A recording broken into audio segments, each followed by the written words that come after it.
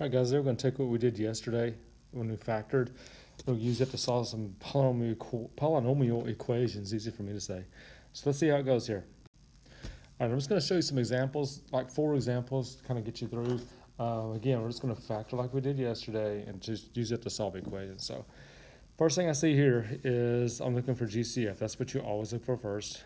Every term up there has a 4 and an x. So I'm taking out the 4x. When I do that, that leaves me an x to the 4th minus 10 x squared plus 36. Oops, forgot to take out the 4 out of 36. Give me just 1 second here to erase that. 4 goes into 36 9 times. Okay, and that's quadratic form like we talked about yesterday. So I'm going to go and factor that with an x squared minus 9 and an x squared minus 1 equals 0. If I look at my parentheses, that's a difference of squares. That's a difference of squares. The x squared minus 9 becomes x plus 3, x minus 3. The x squared minus 1 becomes x plus 1, x minus 1.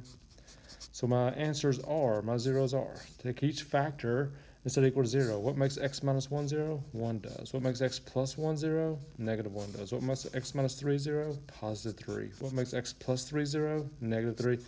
And what makes 4 times x 0? If x is 0, that's what does it. So notice there are 5 answers. Look at the beginning. My degree is 5. Whatever your degree is, that's how many answers or solutions you should get when you factor these things. Let's look at the next one. All right, very similar. Don't start factoring until you get one side equal to 0. So I'm moving the 18x cubed over and putting it in between because the cubed is smaller than the 5, but it's bigger than the 1x with the 15. Now, I'm looking again for GCF. That's always the first look. I can take out a 3x. What that would leave me with is an x to the 4th minus 6x squared plus 5 equals 0. And I'm going to try to, I can factor what's in there. It's quadratic form. So I'm going to go ahead and say, okay, x squared minus 5, x squared minus 1 equals 0.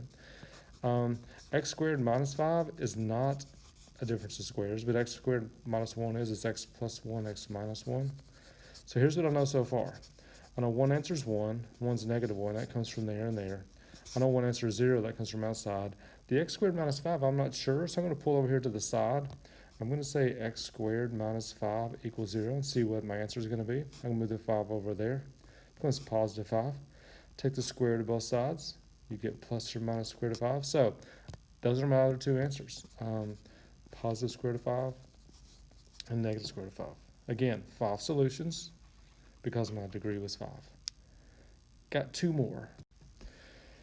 All right, another one very similar to what we just did. Let's see how this one works. Notice they all have a 4, and that's all this time. So that leaves me a w to the 4th plus 10w squared minus 11. So I'm trying to think of what factors of 11 will give me 10, because it's quadratic form.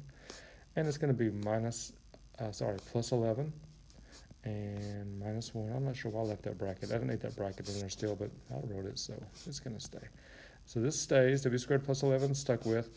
The w squared minus 1 is the difference of squares, so I can call w plus 1, w minus 1 equals 0. I know 2 of my solutions are positive 1 and negative 1 from those 2 parentheses. Like I did a minute ago, I'm going to take that w squared plus 11 and just set it equal to 0. Move the 11 over, which is negative 11. Take the square root. Don't forget how to take the square root here. Because it's negative, I'm going to put plus or minus I on 11. So my other 2 answers are I on 11 and negative I on 11. 4 solutions. Degree was 4. Okay, got 1 more.